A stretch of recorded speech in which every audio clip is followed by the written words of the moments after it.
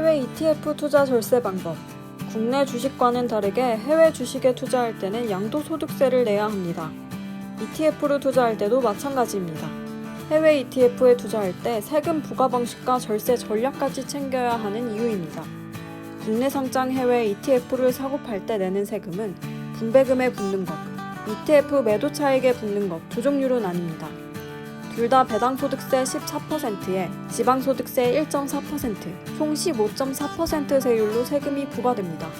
이때 ETF는 펀드로 분류되기 때문에 증권거래세는 면제받습니다. 국내 상장 ETF 절세 방법. 배당 소득세를 노리는 것이 유일한 방법입니다.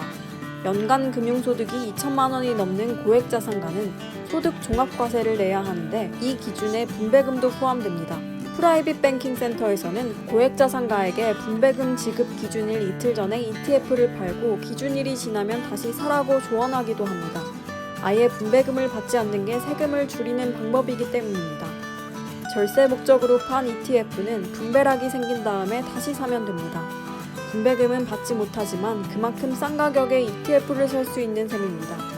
해외 상장 ETF는 국내 상장 ETF와 다른 방식으로 세금이 부과됩니다. 한 해 동안 해외 상장 ETF 투자로 250만 원 이상 수익을 내면 양도차익과세 대상이 되는데 여기서 수익 기준은 평가차익이 아닙니다. 수익이든 손실이든 주식을 팔아 실현한 금액을 기준으로 합니다. 250만 원 공제 후 나머지 금액에 양도소득세 22%가 부과됩니다. 해외 상장 ETF 절세 방법. 매매 차익에 부과되는 양도소득세를 노려야 합니다. 보유 중인 ETF 가운데 손실이 나고 있는 상품이 있다면 연말에 ETF를 팔았다가 다시 사는 방법입니다. 이때 주식 매매 시기에 주의해야 하는데요. 양도세는 매년 1월 1일부터 12월 31일까지 매도가 완료된 주식에 대해 세금을 부과합니다.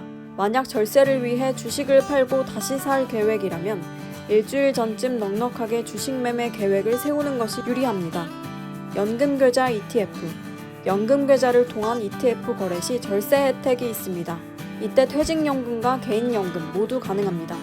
연금계좌에서는 펀드와 ETF에 투자할 수 있는데 그중 ETF는 수수료가 저렴하고 주식과 채권 등 다양한 자산을 조합해 나만의 포트폴리오를 만들 수 있다는 강점이 있습니다. 이때 연금계좌에서는 국내에 상장한 해외 ETF만 거래할 수 있고 레버리지 상품과 인버스 상품 같은 파생 ETF에 투자할 수 없으니 유의해야 합니다. 연금계좌에서 ETF에 투자할 때는 국내 상장 해외 ETF에 투자하는 게 가장 절세 효과가 큽니다. 연금계좌에서는 해외 ETF 투자를 통해 수익이 나더라도 당장 세금을 내지 않아도 되고 금융소득종합과세에 포함되지 않습니다. 세금은 퇴직연금을 받는 시점에 내게 됩니다. 세금을 낼 때도 전체 포트폴리오에서 수익이 났을 때만 세금을 내면 됩니다. 또 연금계좌 돈을 연금으로 수령하면 세율도 낮출 수 있다는 장점이 있습니다. 전문가들이 알려주는 해외 ETF의 모든 것이 궁금하시다면 한경무크 돈 되는 해외 ETF를 참고해 보시기 바랍니다.